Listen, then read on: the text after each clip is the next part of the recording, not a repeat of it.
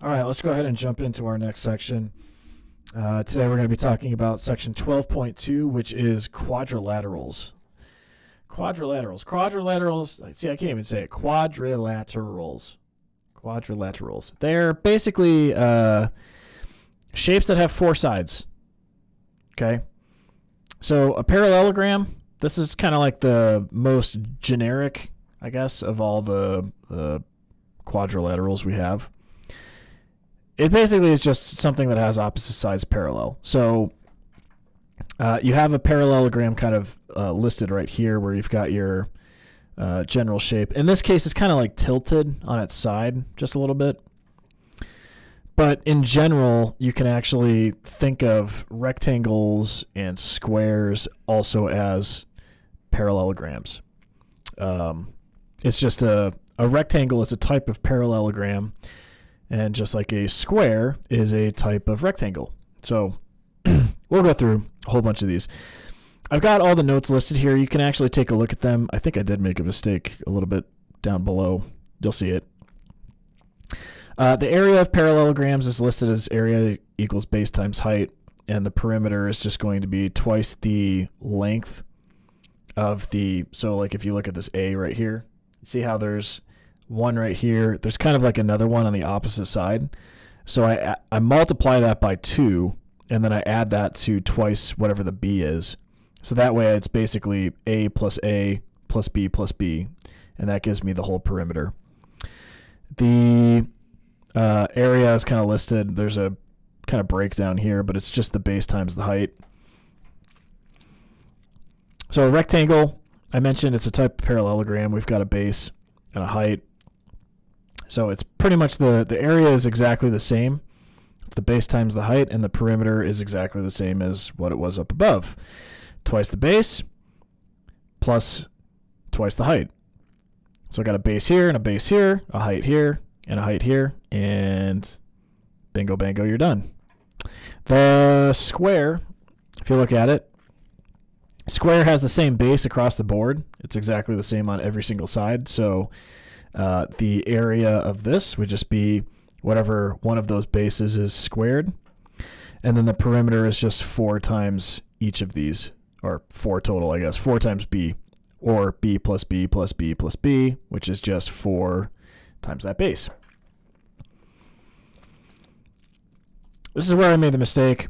I meant to say rhombus right there, so that was just my bad. I'll have to change that. But the area of a rhombus here is the base times the height, because this is also a type of parallelogram.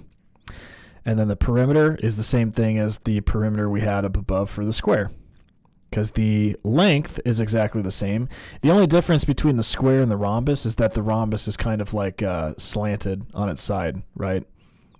It's like if you have a cardboard box and you just kind of like push a little bit on it, you get that little kind of slant. That's basically what a rhombus is. And then lastly, we have a trapezoid. So the trapezoid, the C and the D here, they're not parallel with each other. So the A and the B are parallel. You can see that. They never intersect. If you were to kind of draw these lines out to, infinity in both directions, they never touch. So that's the definition of parallel. But A and B, these are parallel, and then C and D, they're not. They actually kind of come to a peak at some point. But to figure out the area of the trapezoid, all we're going to do here is we're going to multiply 1/2 times the sum of the two bases, which is in this case A and B, and then we multiply it by whatever the height is, which is defined right there. Okay. The perimeter, we just add up all the edges, and there's really no fancy formula for this one. It's simply just add everything around the outside. Okay, so here's kind of the summary of all the formulas that we have for the rectangle, square, parallelogram, rhombus, and trapezoid. And you can kind of, I would have this kind of I don't know if you can screenshot it, kind of keep it handy in your notes, because it's really just going to be useful. By the way, I want to point out really quick, it's different if you look, so if you see up here, I've got the area of the trapezoid is 1/2 A plus B times H, and then down here it's A plus B over 2. That is the same thing. So all I did was, instead of multiplying by 1/2, I just divided by 2, and you get exactly the same thing. You could do h over 2. You could put the h in front. There's just a lot of different ways that you can represent these formulas, but this chart is going to be really handy for a lot of different circumstances. So, okay, let's just go ahead and jump into these examples now. Go ahead and switch over to my whiteboard. Or blackboard, I guess. All right, so first question, question 1. Here, what I want to do is I want to find the perimeter and area of this square. And they tell us it's a square right off the bat, so this is going to be 15 centimeters. This is 15 centimeters. Okay. So the perimeter is equal to 4 times the side. So here we've got P is equal to 4 times 15, which in this case is just equal to 60 centimeters. Okay. For perimeter, it's a length, so you should always just have your unit of measure at the back end of it, whatever the side is. When you get to the area, area is actually a square unit, so you just have to be aware of there's slight differences. So area in this case is going to be the side squared, which in this case is just going to be 15 squared. So this right here should be 225, and it's centimeters squared. Okay.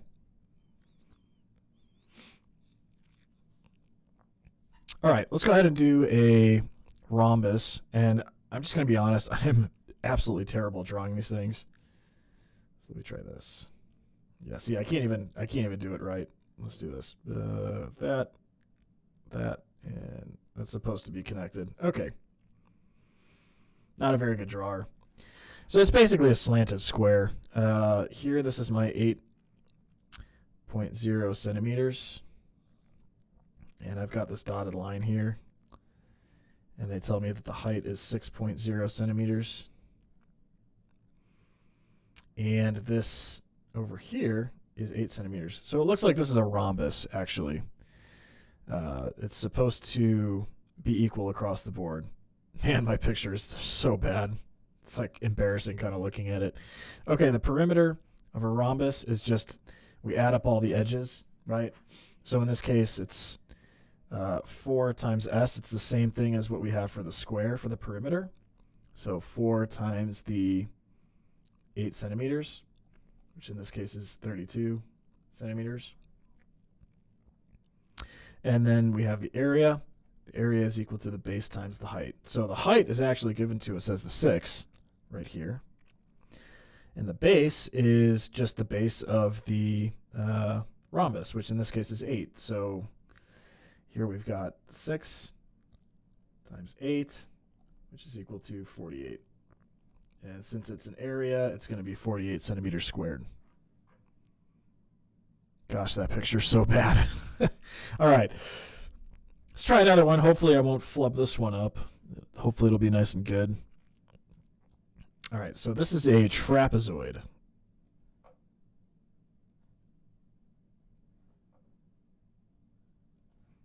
It's okay. It's not great, but, you know. So here they give us this is 8 meters. This base up here is 10 meters. This one here is 11 meters. 11.0, I should be specific. 0.0 meters. 0.0 meters. And then this height here is 6 meters, 6.0. Gotta make sure I'm being consistent here. Meters. 24.5 meters down on the bottom. Okay. So we have to figure out the perimeter. Let's do the perimeter first because it's usually the easiest. So for the perimeter of a trapezoid, we just add up all the, I guess all the spaces around the outside. So here we've got 8.0 plus 10.0 plus 11.0, 24.5. And that is going to equal this up. 53.5. Okay. The area, on the other hand, is going to be much different because I've got 1/2 times A plus B times the height. And the A plus B is actually the measure of the bases. So here I've got 10 and 24.5. Okay. So 1/2 10.0 plus 24.5. And then I'm going to multiply that by the height, which in this case is 6. Okay. So now we can go ahead and work all this out. I'm going to add the stuff up on the inside. So I get 1/2 times 10 plus 24 is 34.5 times 6. 1/2 times 6 here is going to be 3. So this is the same as 3 times 34.5. And that works out to being 103.5. Sounds like a radio station. 103.5 meters squared. There we go. So that's going to be the area of this trapezoid.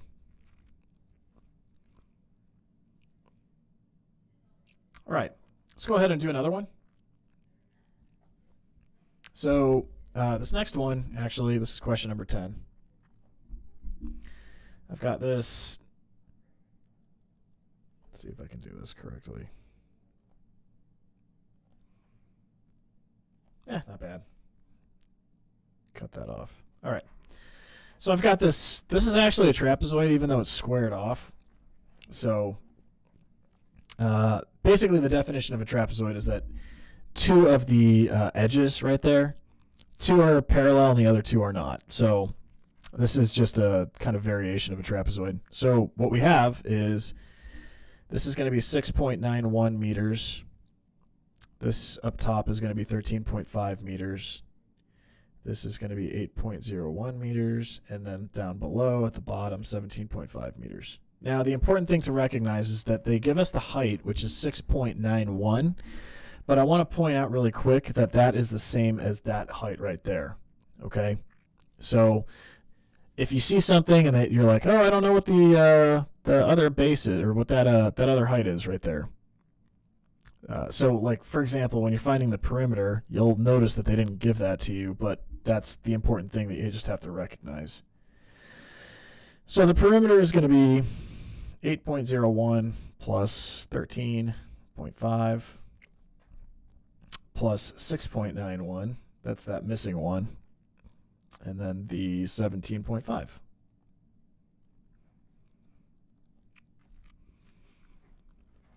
If you go ahead and sum all of this up, you're going to get 45.92 meters. And since we're using 3 significant digits, do you notice how each of these is all 3? What I'm going to do is I'm going to make this rounded to 3 significant digits. So this is going to be 45.9 meters. For the area, it's the same kind of idea. The area in this instance is going to be the same formula we had in the previous question. So this is 1/2 times A plus B times the height. So let's just make our substitution. So we've got 1/2, 13.5, oops, let's go back, plus 17.5, and we're multiplying that by the height, which is 6.91. So when we work everything out, we're going to get 1/2 times 31 times 6.91.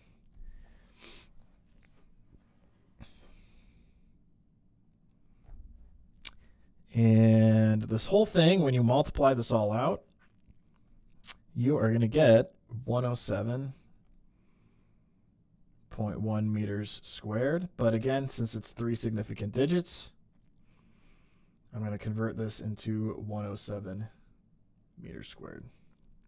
So this is my final answer. Seriously, I did it again. Doing all the work behind myself.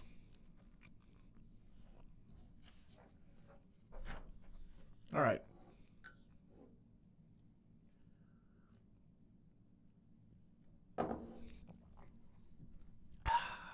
Delicious.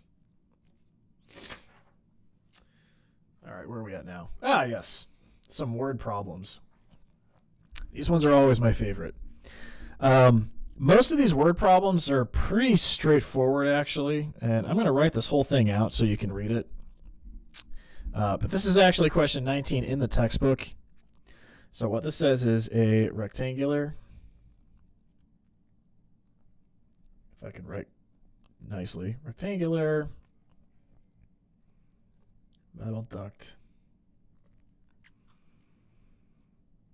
has a width of 8 inches if the area of a cross section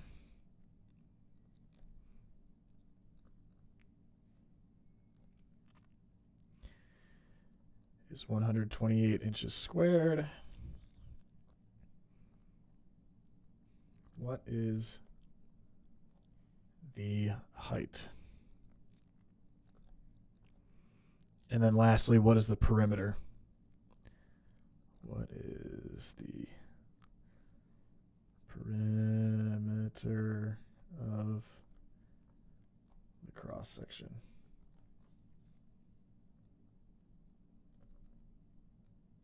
Okay, so we've got this question. Generally, what I like doing is trying to draw a picture right off the bat. So I've got a rectangular cross section. I know that my width, so if this is like my W and this is my height, I know my width is equal to 8. They already told me. So this is 8 inches. I don't know what my height is. So you can write this as 8 inches as well down below if you want. And so what they're saying is they give us that the area is 128. So here we kind of have to work backwards. We're given the area and we're given one of the dimensions, in this case the width, but we have to find the corresponding height. So I know that area is going to equal the width times the height in this case, the width times the height. And so all I have to do here is just make my substitutions and I'm in good shape. Okay, so the width is 8. And my height is still unknown. I don't know what that is. But now I've got this equation, and I can go ahead and solve by dividing both sides respectively by 8. And so I'm going to get my h is equal to whatever that is, 128 divided by 8. So in this case, it's 16 inches. Okay. So now I've got my h. The last part of this question is asking us what the perimeter of the cross section is. So in this case, I need to figure out the perimeter by summing up all these sides on the outside. Obviously, it's not to scale. I didn't know what the height was, but I could draw it to scale and you'd see it's, much different. But in any case, the perimeter is going to equal, and you can use the fancy formula or you can just add up all the stuff on the outside. I'm just going to add everything up around the outside because it's like a consistent formula that works in every single circumstance. You don't have to memorize anything. So in this case, it's just 8 plus 8 plus 16 plus 16. So the 16 is right here, and then there's another one right there on the other side. So this right here is going to add up to be 48 inches. And since this is a perimeter, it's not squared. The only thing that's squared is when we do area. All right, so that's question 19. Let's do another one. So this is actually a pretty practical one, really. So it says that a business owner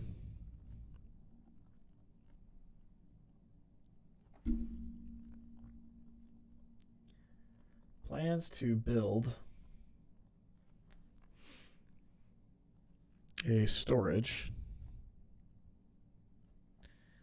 garage for $85 automobiles. I'm just going to call it autos because I don't want to write the whole thing out. Each auto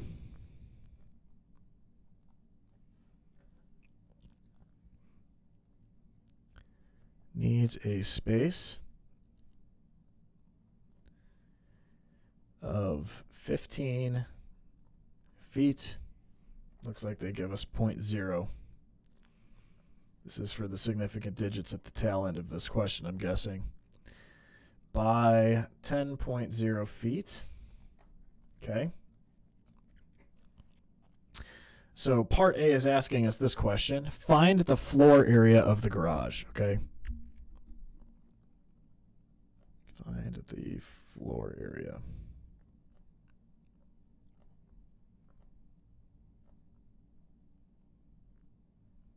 Of the garage. Okay, so the floor area of the garage, the total garage. So we need space for 85 autos, but we'll worry about that actually in just a minute. First off, we need to figure out how much space each auto needs. So this area, it's a square space. You can draw a picture if you'd like, but in practice, this is really just going to be 15 times 10, which is 150. And it's feet, square feet. So 150 square feet, this is per car, okay, or per automobile. So in other words, the total amount of space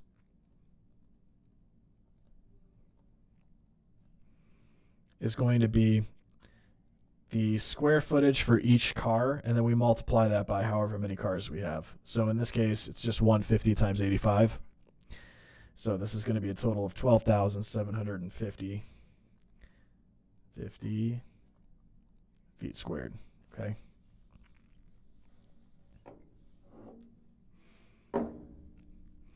All right, so that's the solution for part A. Now we have part B. Part B is saying that find the cost, so the total cost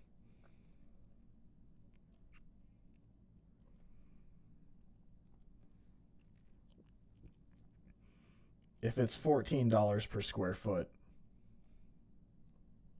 Okay. So all we're going to do here is now that we know the total square footage of the entire garage area, all we do is we take the 14, so the cost is going to equal, and you could say C, or you can say, let me erase here. You could say C, or you can say the actual cost itself. This is going to equal 14 times the total amount of square footage, so 750. And as a result, we are going to get 178,500.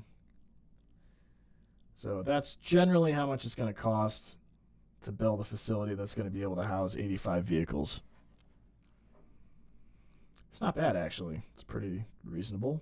It's a lot of cars. All right, so that is all we have for today. A lot of it is just perimeter, adding, subtracting.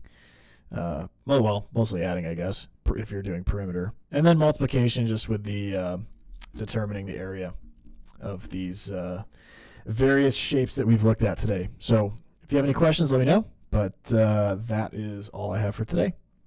Have a good one.